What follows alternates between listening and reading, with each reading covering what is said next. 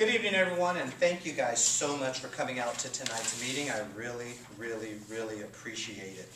So, in order to be respectful of time, we're going to get started. As you guys see, you have an agenda in front of you. The very first thing we're going to do is we're just going to kind of get everybody in the room. Here's what I need you to do, starting with you right here. I'm going to have you guys introduce yourself. Give me your name, position, and length of time volunteering. And then give me one example of how you would persuade a frontline staff member to train to become a cashier. So again, your name, your position that you have on the staff, and then the length of volunteering. And then just give me one example of how you would persuade a frontline staff member to train to become a cashier. Let's start with you. You. Oh, yes, yes. I'm Ken. I'm on the leadership team. Let's see, I've been in volunteering, I guess, roughly about 2 years. And if I was to try to persuade a frontliner to be a cashier, I would just politely ask them, would they be interested in becoming a cashier, explaining to them possibly the benefits of becoming a cashier in a sense of dealing more with the public face-to-face, and that'd be about it. Okay, thank you very much. My name is Melissa. I'm also on the leadership team. I've been volunteering for 2.5 years. I would just tell them that, you know, it's good to step out of your comfort zone, and that it would be stretching who you are as a person, and that you would probably discover something in you that you never knew existed. Okay, very good. My name is Scott Dodds, and I am a member of the bookstore staff, and I've been volunteering for less than 2 years. And I believe in order to maybe persuade someone to become a cashier, that I would just relay my experiences, that it's a good way to serve God, and that you get to spend time with some members of the church. That helps expand your network, and as you move up into different areas of responsibility, such as cashiering position, you are then able to maybe indirectly or directly affect some of the customers that come in by guiding them or talking to them. So you get some good interaction, and then also that it's an activity or a position that helps keep you pretty busy, and then also just to gain some general experience, and you get to meet other people that come in, so you get some good interaction with other members of the church. Very good. Okay. My name is Keisha. I am a leader. I've been volunteering probably over 2.5 years. How to train someone, or what I would do, to expound on what Melissa and Scott said, I would, just get the person to open up and to do more jobs within customer service. I would tell them the benefit of knowing the whole entity of the store in itself, and try to make it it's a fun position for them to want to train to do it, to be a cashier. Okay. Hi, I'm Jan, and I'm on staff, and I've probably worked in the bookstore about 5 years. I try to persuade the person by letting them know. I think people have a fear. It's a fear of doing it, and I would just say there's no need to have fear to do it. There's always someone there to help you, someone there who's going to be standing right next to you to help you learn, so you don't have to have a fear of making a mistake. And also, it can look good on a resume if there's something that perhaps at some point in time in the future you want to do, that would look good on a resume. Hi, I'm Tanita Archery, and my position is on call whenever necessary. And I've been volunteering for quite a few years. And I would probably try a different approach, and I'll try to use a very gentle, guilt trip persuasion. Fair enough. Okay, thank you guys. The next thing we're going to do is we're going to revisit the purpose and the desired outcome for tonight's meeting. The purpose of the meeting is to the purpose of this meeting is to close the gap between the cashier pool and the frontline staff. So we're working on the past couple of meetings, we're working on trying to come up with best ways of doing that. So basically what we're trying to do is that if you've got 20 people as cashiers and you've got 70 people on staff, how do you balance that out? Yes, you still need the frontliners, but you also need more people. So we're just trying to find out how we're going to increase the cashier pool. So tonight's desired outcome is, this is the third meeting, we're going to try to come up with an implementation plan on how to do that. And I have a couple of structuring devices that we'll go over during this meeting that will probably help us to do that. So that's the desired outcome, is to actually come up with a plan that, you know, we can all take back to the bookstore and present to the leaders and things of that nature and say, hey, look, this is the meetings we had, this is what we came up with, and what do you think about it? So that's a desired outcome. And then again, the purpose of the meeting is to try to figure out ways that we can close the gap between the cashier pool and the amount of cashiers you have versus the amount of people you have on frontline staff. Okay. So with that being said, we're going to try, we're not going to try, we're going to actually do it. We're going to do what's called an anecdote. And so here's what's going to happen. We're going to define the situation that we're discussing. I kind of briefly touched on it when we were going over the revisiting the purpose. Then we're going to have you guys reflect on similar problems or decisions that you have made in the past. Then I'm going to ask you what happened. Then I'm going to allow for a brief discussion. We're going to talk about those things. Then the next thing is that I'm going to ask the question, what did you do? Then the next thing is we're going to go through the situation step by step. Then I'm going to ask you as a group to look at the current problem, which is that gap that we need to close, and respond to the first question, what has happened so far? So in other words, we'll talk about the gap that's there and what recruiting processes are going on so far, if any. How are you guys, especially you leaders, how are you guys getting cashiers on? So we're going to talk about that as well. And then we're going to talk about what did the previous situation teach us. What can be transferred from this situation. So in other words, let's say hypothetically Keisha comes up with an anecdote. She starts talking about, well, when I did this, when I was working at blah, blah, blah, this and that. So she could talk about that, we'll talk about that. And then we'll try to see what, if anything, we can transfer from her situation into our current situation. And what we're doing is we're just doing what's called an anecdote. We're just trying to come up with and then we'll also contrast that situation. Whoever comes up with the situation will contrast that situation. How do we do things differently? Or how was it done differently? So if any of you have any kind of situation that, whether it's in the bookstore, whether it's in your secular job, whether it's in, you know, your home life, anything, if you guys can think of anything well, let me rephrase. So the actual current situation, because that's the first thing I need to do, is we're going to just define it. So again, the current situation, which is called a SITNA, which stands for a Situation in Need of Attention, which is SITNA, S-I-T-N-A. The SITNA for us is the actual gap between cashiering and the frontline staff. We want to try to close that gap. So, you know, that's the situation.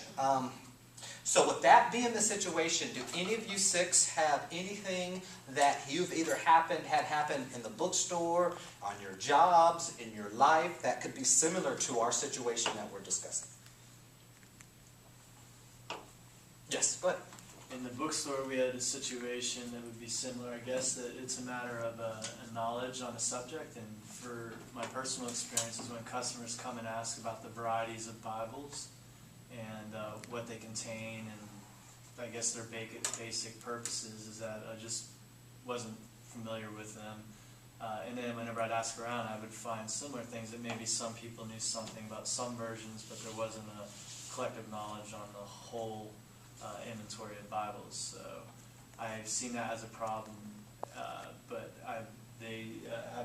we've addressed that some people have attended a meeting and where they just try to give a general synopsis of each of the Bibles to try to help raise people's knowledge. Okay, so with that being the case, So actually, so using your situation, what happened? That we defined that there was a problem, and then management had found someone who was knowledgeable on that subject, and then put together some information in layman's terms. So they did, like I said, synopsises of each of the different types of Bibles, and then gave a study course on that maybe was an hour or 2 hours. Okay. Okay, did you, so the next question would be, what did you specifically do? Did you go to that training? And I was unable to attend that. okay, so you didn't go. Okay. Did anybody else go through that training he's referring to? You did. Okay. Okay. So when you went to that training, can you break it down to me? What happened, like step by step? What happened? Step by step, there was different versions of the Bibles that were brought in. Also, what wound up happening, we were given a packet that sort of described how each Bible is as far as levels of learning, how it's broken down into the, I think it was, if I remember right, just different translations. There you go. Thank you. Different translations.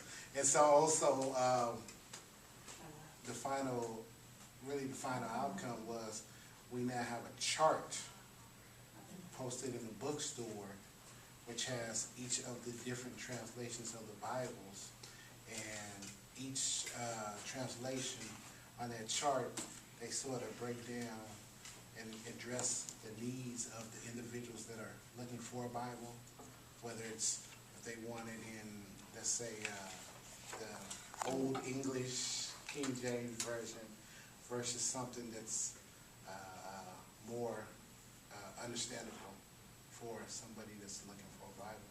Okay. Okay, so does anybody see how this situation that Scott brought up could translate into our Cigna? Go ahead, Jen. I guess it's basically all about the training. I just think the more training you have, the more comfort level you have with whatever it is you're going to do. So, and just the feeling that, like there's no failure, so to speak. I mean, you're learning, and that somebody will be there to hold your hand. You're not going to fail. You're not going to be shot or something just because you make an error, or it's always correctable. And training, I just think that's the key for learning anything. Okay. And also too, because they do have the visual aid, it gives the these frontline staff and the staff in itself a better knowledge. And how Jan said about fear earlier, it takes away that fear of them knowing that they have this tool and this aid to help them to explain the different Bibles translations. So when someone do ask you about them, you're not afraid to go back there and says, you know what, let me help you. I can do this because now I have a visual aid that will enhance my knowledge of the different Bibles that we have. Kind of translate that into, if I can just make sure I understand what you're saying, translate that into, I just got hired at Target, and Target's a huge store, and my first day, green as the grass, and the customer comes over and asks me where something is. And then first of all, I got to find out where it is. Store's huge. And then when I get there, kind of like what I think Ken alluded to, or Scott, I forgot who it was, product knowledge. So then I got to know. So it's kind of the same difference. So my thing is that first day I'm working at Target, I'm shying away from customers. I don't even want to talk to a customer because they might ask me where something is. They might ask me about something, and so I don't want to show it. So you're absolutely right. So am I getting your essence of what you're saying, and you're saying, Jan, correctly? Yes. As far as the fear? Okay.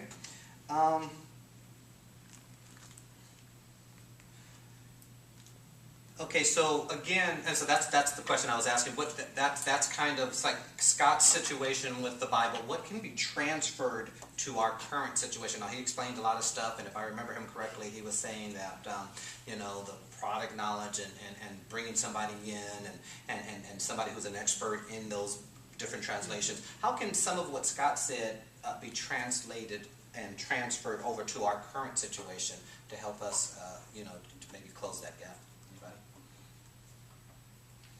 Go ahead, Scott. I think for relating these two, and just the way that I see it, is that it was a matter of identifying the need, that there was a need for this. So as we needed more knowledge about the Bibles and the different translations, that the similar aspect is that we need more people who are knowledgeable in this process, so we have a deeper pool to obtain, to fill that position. Otherwise, people are just working more shifts, and the tasks are not spread evenly across the board because we only have lesser people to fill that position, whereas maybe in frontline staff we have 2 to 3 times that amount of people that are just maybe working the floor.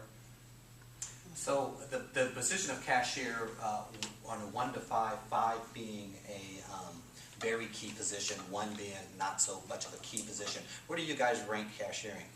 What do you say between 1 and 5? As far as the position Maybe like a 4 or something. What do you think, Melissa? What do you think? 4 or 5. I'll say 5. I say 5. What do you think, Tanita? 5. 5. So the thing is, though, is it sounds like that position is a key position. So identifying the need is probably really important.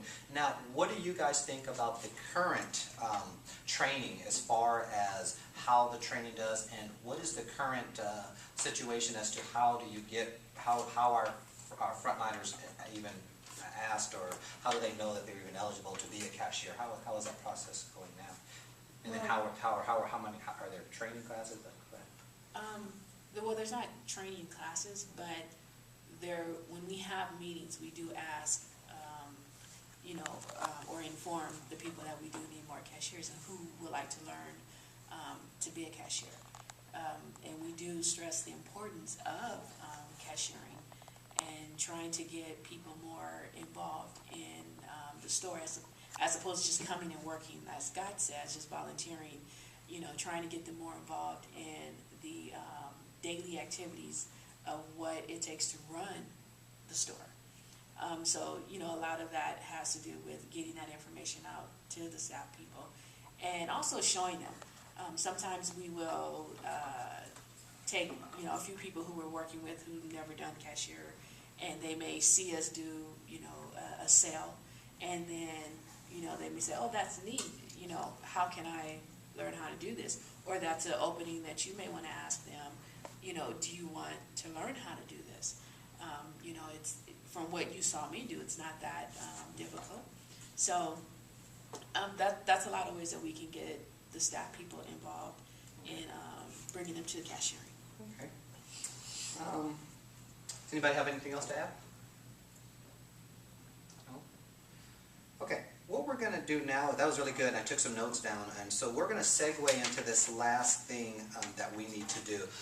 Basically, what we're going to do now for the remainder of the meeting, I looked at my time, but okay, so what we're going to do now for the remainder of the meeting is we are going to actually come up with an action plan. So now we've identified the situation, the SITNA.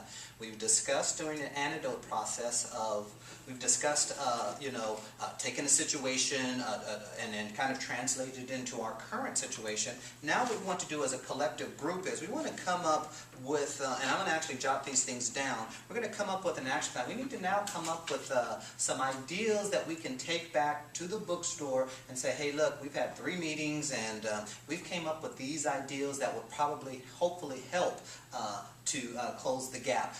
So at this point now, what we want to do is we want to answer some of the questions that are on the action plan. I'll read them off to you, and then we'll just go down there one by one. We need to know what needs to be done. Okay, so that's almost our purpose. That's what we're going to do. We're going to find out what needs to be done. The second thing is who is involved. Who is involved in what needs to be done? Who is responsible? What resources are needed to get what our goal is to be done? How is our process evaluated? So whatever we come up with, how is that evaluated? Do we need an evaluation process? And then lastly, when is it completed? We would try to come up with some kind of completion date. So let's say hypothetically, I'm trying to put ideals in your mind, we say we want to have 30 cashiers by, that's the only thing we're going to do here is, completion date. So what is it, as we come together and talk about it, what is it that needs to be done? What do we need to do? Are getting more people to be cashiers. Getting more people to be cashiers. Is it okay if I write more cashiers? Yeah.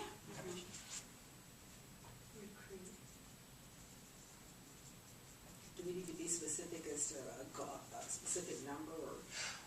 That might come back here when we do that possibly. But you know what? Let me rephrase.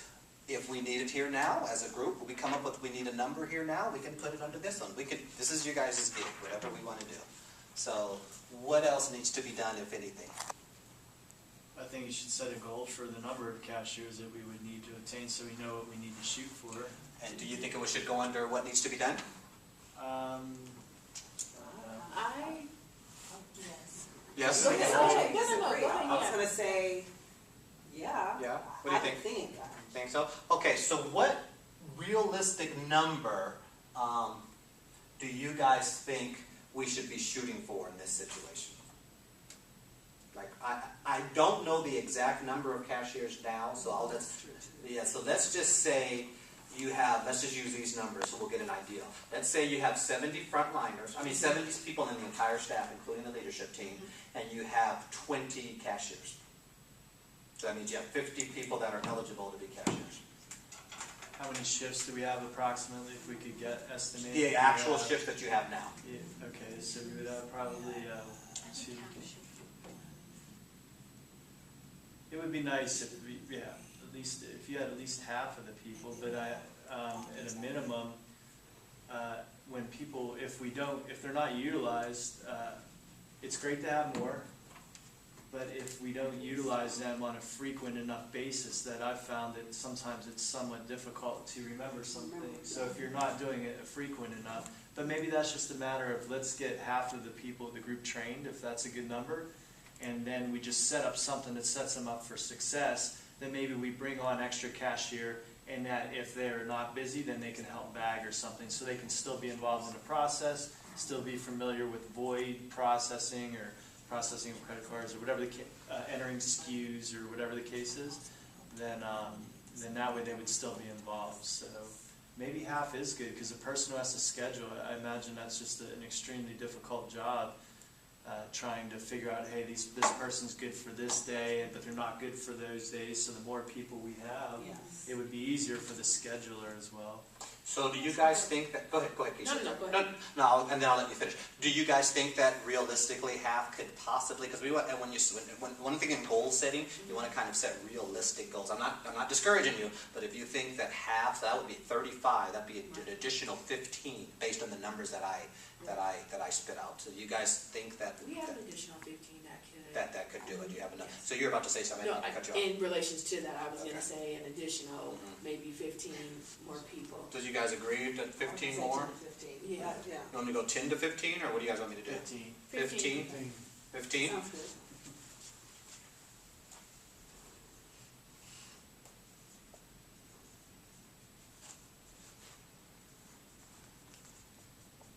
Based on what we're talking about, is there anything else that needs to be done?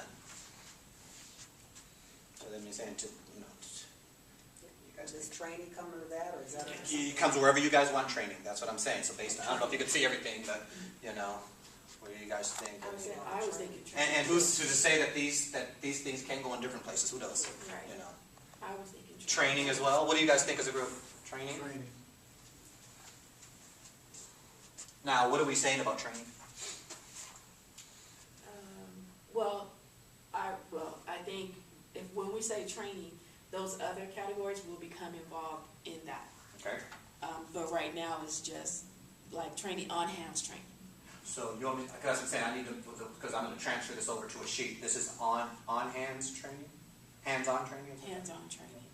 That's what we're talking about training right I now. think if Yes. it's not hands-on, I don't think you're gonna, if you read it in a book, I don't think you're gonna get it as solidly as if you're gonna do it hands-on.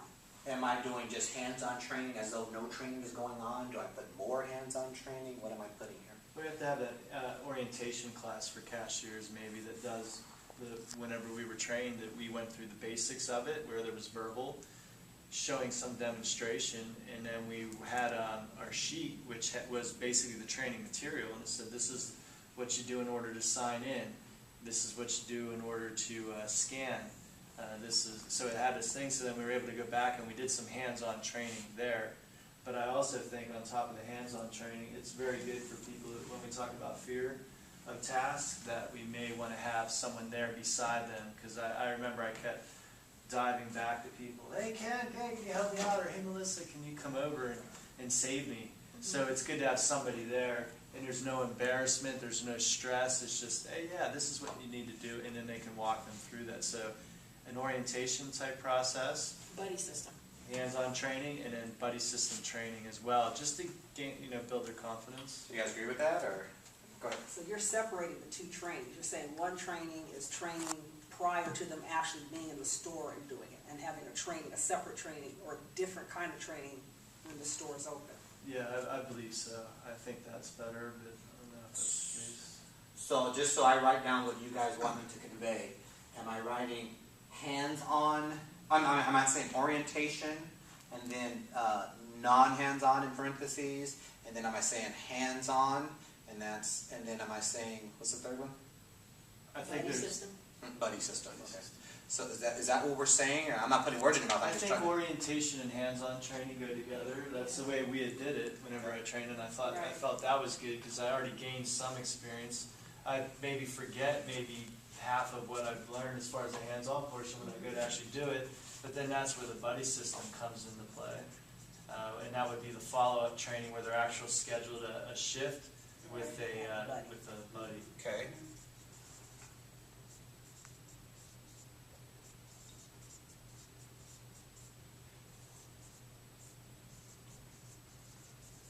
Is that correct? Orientation, hands-on, and Yes. training in a buddy system. That's correct. Mm-hmm. Is there anything else that, what it needs to be done? I'm wondering if we should survey our staff again and say, would you be interested in these positions? And I'm wondering if there's things to overcome, like barriers, like if you wouldn't want to do this position as cashier, what would be your concerns about it? So maybe if we could survey everybody, the other however many people that are in the pool, and we could have a survey and say, would you be interested in these different, and not only just the cashiers, but maybe we could ask about other ones, like the customer service desk, or becoming a supervisor, or other staff, our management staff, and a leader, a team leader, and then ask that. But for the cashier purposes, what would be your aversion to obtaining team leader training or cashier training? Because then what it would do is give us a basis of, we could categorize it, and we would say, hey, we know out of these 40 people we surveyed that 20 of them were afraid to be a cashier because they just didn't have the knowledge. Right. Then we could go back and we say, hey, we have this training program for you. Or maybe for some of them is they're shy or something. So we could find out what our barriers are to obtaining cashiers, and that would always be information we have going forward for all the other years of filling cashier positions. So I think as a starting point, we should really survey people. And then what I'm thinking, I'm interested in is, why would you not want these positions? If you're going to help volunteer, some people may just want to be the floor person. They're just comfortable with that. But some people may want to, keep moving up different responsibilities. And ultimately, wouldn't it be great if out of 70 people, that 60 of them were team leaders? Because team leader, you could fill any position in that store, basically. So create and administer a survey for all positions? I would just say to put all positions on there, although we're focusing on cashier, but if we're doing it at that time, it'll give us information for others, because you may come up with people that said, I've been working there for 4 years, and I think I would like to become a team leader.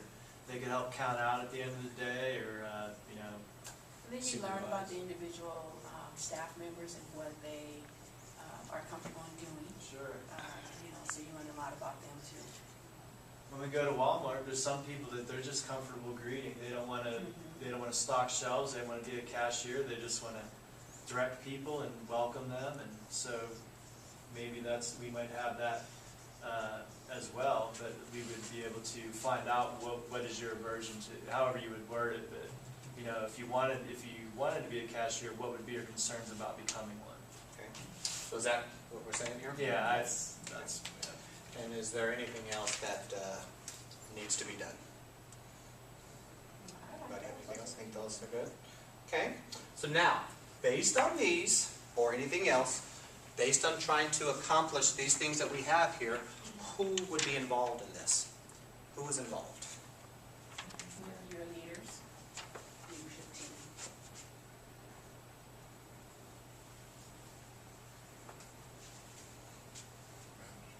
Huh?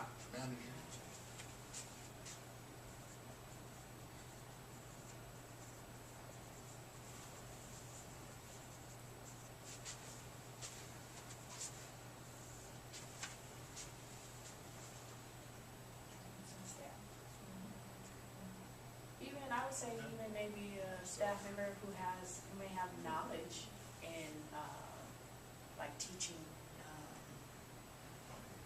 the information. You know, like they have outside, experience, so they can help, they can help with. And Ken, you and Melissa were saying something, what were we saying? That someone has to train them. Oh, okay. Are you talking about the frontline staff? For the cashiers, I mean, whether it's a leader or a store manager, somebody has to come in. So you want me to write the word trainers? Okay.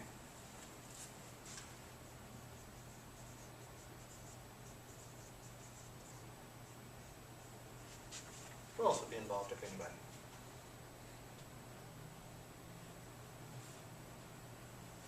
That's all I can Yeah.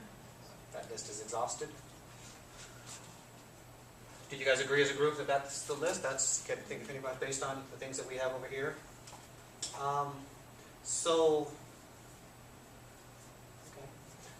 Who would be responsible? Oh, go ahead, Jen. Go ahead. I Sure. think that one thing that has to be done is that they have to be able to fingerprint it if they decide that they want to. So you the live scan? Yeah. Okay. I don't know if that would, that might also scare some people, I don't know. You know, some people may not be able to do it because of the live scan. Do you want to put what needs to be done, put live scan under what needs to be done? Maybe we have to have a requirements section to meet that. Is there a requirement? We can add a requirement section. We can definitely add it. This is all us. So we want to add a requirement section. We can do that. So what would be like you said, how evaluated, Again, okay, so let's say we come up with this plan. When you get to this column here, we need to know, okay, it's great that you come up with the plan and this is what you need to do. If you go back in 3 months, how do you evaluate that? Is what you came up with, is it working, is it not working? Are you still at 70 full staff members and 20 cashiers? Because if you are, then that plan didn't work. If you are, if you've reached your goal, the plan is working. If you've got some cashiers, that's what I'm saying, that's how you evaluate. And we're going to talk about that. What do we look at? Do we look at how many new cashiers are there? I don't want to put words in your mouth, but that's what that means. Okay. So back to the live scanning, where? Because when you start talking about orientation, Now, something like created, administer something to survey all positions. Let me rephrase it, I apologize, but I do believe that, I don't know if the current management is doing it now, but to work in the bookstore in general, you have to be live scanned. Yes. So it's like Children's Church. It's like Children's Church, the bookstore, because you're handling money. You have the propensity to handle money. So you have to be live scanned whether you're going to become a cashier. So assuming that that's correct and happening, then we wouldn't have to worry about It's that. already done. Yeah. So just coming in. So when you look at your frontline staffers, you should already assume that, because it definitely happens in Children's Church. You're not working with nobody's kid until you're live scanned. And we want to know exactly who's going to be picking up the babies. So, Did that change though, Tony? Because I know when I got on, I was only live scan. no. Once I wanted Yeah, to be so that did cashier. change. In other Okay. words, it did change to bookstore staff member, one of the criteria was you had, before you, now if it's being enforced or if they're actually doing it, I don't know, but that's what the criteria was conveyed to me was, is that you had to be live scanned to be, and had to be completed and brought back before you could go into the workshop Okay. as a staff member. So we're working under the assumption in that the policy is that you're live scan coming into the ministry. That's exactly right. All right. Yeah, exactly. Which would be good, because then, the old way was, you had to be live scanned to be a cashier. You know, but if they're already live scanned and assuming they're in, then that would eliminate that step. Okay. Anything else under who is involved? I think those are good. Those are good? Yeah. Now, who is responsible? Now, when I say who is responsible, so we've got what we're going to do, we've got who is involved. So let me give an example of who is responsible. So, more cashiers. We're going to know who's responsible for getting more cashiers. This is a real good one. We ask that we're going to create and administer a survey for all positions, but who's responsible for doing that? So look at this list and tell me, or advise me, or give me some idea of who's responsible for doing all that, because we can come up with all these great ideas, but the implementation part is somebody's got to do them. The manager and the leaders, wouldn't it? I mean, because the manager would draw up, I'm assuming would draw up the plan of what we need, what needs to be done. So in this process, what we're doing is we're creating the plan.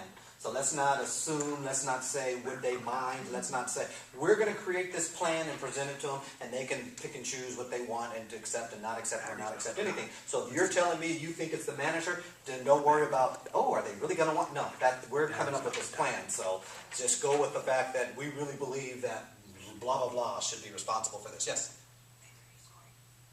Okay.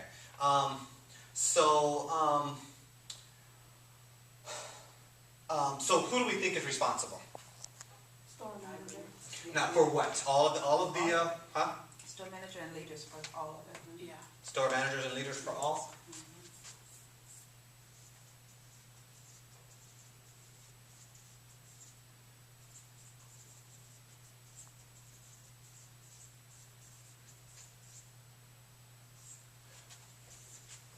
Okay, looking at this now, what resources are we going to need? This is a very important one. What resources are we going to need to get what things that need to be done, to get those done? What resources, if any, are we going to need? You'll probably need training manuals. You'll need a form of a survey, whether you use Survey Monkey or you do a paper survey or. Manuals is M-A-N-U-E-L? A-L. That's the name, isn't it? It's not. E-L is the name. EL's a name. Okay. Training manuals, I'm sorry. If you're gonna use Survey Monkey or a survey, paper survey, some form of survey that you're gonna use. You need like a computer, a mock computer, or a computer that can go in training or whatever. And you will need a trainer. Resources would actually be a trainer Yeah. or trainers. Trainers. Yeah, trainers.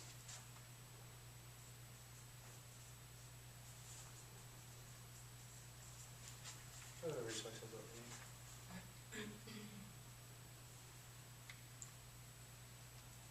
How about the facility? The place.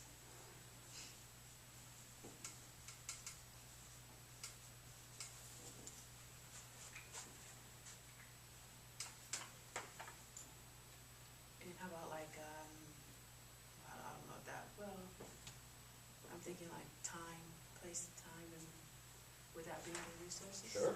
Time is a resource.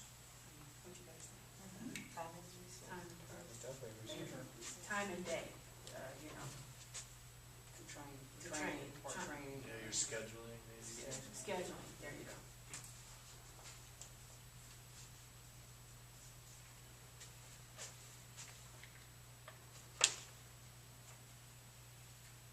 That pretty much cover the resources? Now, based on this action plan that we're going to put into place, and we've got more cashiers, create and administer a survey for all positions, orientation and hands-on training buddy system. We got leaders involved. We have store managers and leaders involved. We have frontline staff as trainers. How do we evaluate this plan? How do we know if it's working, if it's not working, if it needs to be tweaked, if it's a piece of garbage and we shouldn't have came up with it, if it's the greatest thing since toilet paper? How do we know?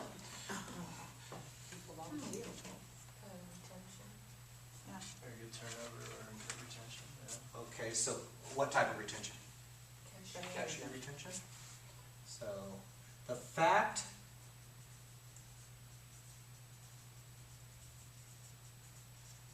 now, when we do that, what does that constitute? How long is that? We train them and they stay 2 weeks, so the plan is working, even though they quit the third week. What would that look like? What would be the threshold to say that we did retain them? What would you guys think? I would say, I would suggest 6 months. What do you guys think as a group? Now, why 6 months? Because it's 6 months intervals, it gives a person time to know if this is something they really want to do, if they're really going to if they're going to buy into the program or not. Okay. Using 6 months, you kind of know if the person's going to be there or not. Okay. Do you guys agree, or? I agree with that. It doesn't overburden the upper management and monitoring that. So as far as draining other resources, it's good. That every twice a year they're looking at that, the cashier position, saying that we've had this many employees or that we've had this turnover. And then, as Sunita had said, the people have decided at that point that they like it or that they feel comfortable with it. So 6 months. Well, how else could we evaluate this action plan? I like the quizzes that we took. That helped us to reinforce what we, the learning of the position, the entities that went into the position, and how So it you're just saying, reinforced it. so you're saying because they have the knowledge, we train them and they retain the knowledge, then that's a way we can evaluate it. Now that would be more of evaluating the training plan. Okay. And I'm just saying, I'm asking you, that would be more of a value. That wouldn't necessarily evaluate that we've gained more cashiers. Okay. That would be more of, if I'm hearing you correctly, that would be more of they gained the knowledge. Okay, gotcha. Yeah. Well, maybe a quality cashier. So if we're separating two, we may fill 15 more cashiers, but we have accounting comes back and they say, hey, there's discrepancies in these drawers. There are maybe checks being received from out of state, which are not, so I'm in there just taking checks from everybody. And so I may not be a valuable cashier, or my drawer's coming up short. So if I'm hearing you say that, we can evaluate everybody if we turn out quality cashiers, or very good cash handling quality cashiers. Yeah, they have to. I think it gets us to thinking that they have to, quality is going to be measured as far as there's a metrics for their the cash handling, reliability on showing up. That they are customer service oriented somehow, that you've gone to a place maybe and you've had that rude person that you're dealing with, and you are the customer, yet they're treating you like they're doing you a favor. Right. And then there's also the accuracy. So I think when we fill this gap, we want quality people and not waste our time on bringing them in and training them and such. Sure. And that happens organization wide on any type of training. They want to get the fruits of their labor, if you will, and that's what you're saying. Right. What else could we evaluate this action plan on? You can do the surveys. You can reissue the surveys to see if there's a change in the data that was received. Gotcha. Cool. Yeah, so once they've been in, is there anything that the bookstore can do to accommodate them that makes their job easier? Gotcha. If I'm in there and I'm working 2 shifts a month, and sometimes maybe once I'm in CD and then once I'm in the bookstore, there's 2 different processes there, maybe that where you're ringing in separate differently, and so then maybe I'm getting frustrated.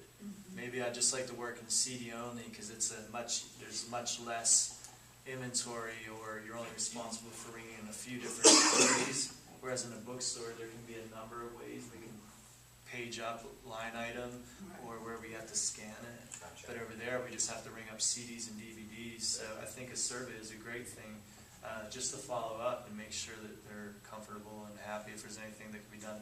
Maybe they don't like standing on the floors, maybe it's too hot, or Gotcha. just those kind of things. Anything else that we can evaluate this action plan? These are all good, by the way. Very good. I hope we have some. We have? Is there anything that you can think of? No, Based on your experience? No, there's not anything I can think of. Then if that's the case, I'm going to take this and move it to here.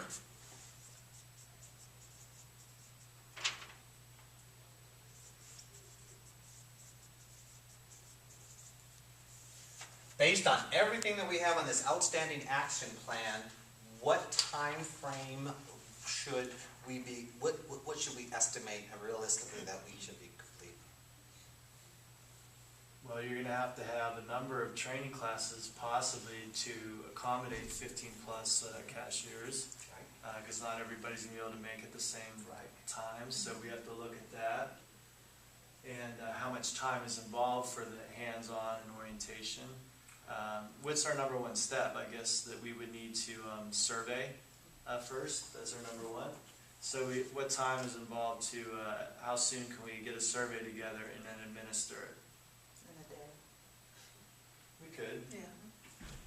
We could have a survey in a day, and then we could, but administering it once again to get it out to people and get it back. How long do That you would think? be your difficulty problem, getting it back. Right. Do you think within 2 weeks' time or so that we would You be able to could. cycle through people? Have them stop in, even if it's not your shift, please come in and fill out a survey? If you do survey monthly, you do it online. It's easier, people can get it in quicker. I mean, because we can do a mass email, because everyone's on our list of email.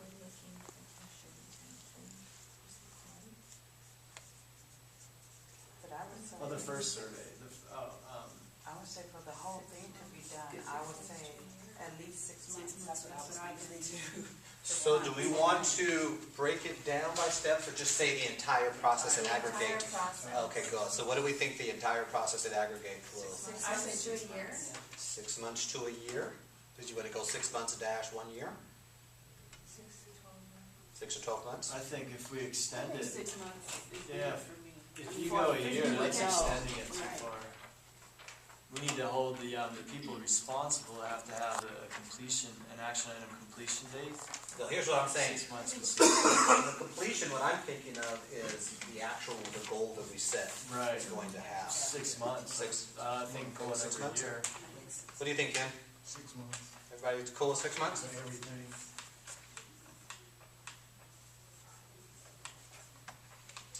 Well, ladies and gentlemen, that's what we needed to do today. What I'm going to do is I'm going to take all that information, transfer it over to an action plan. I can email it out to you guys, and you guys can take it back to your managers and let them know if this is something they wanted to do. And in closing, is there anybody else have anything else they wanted to add? That's good. That's good. Well, I wanted to thank you guys so much for attending this meeting, and that concludes the meeting. Thank you guys so much.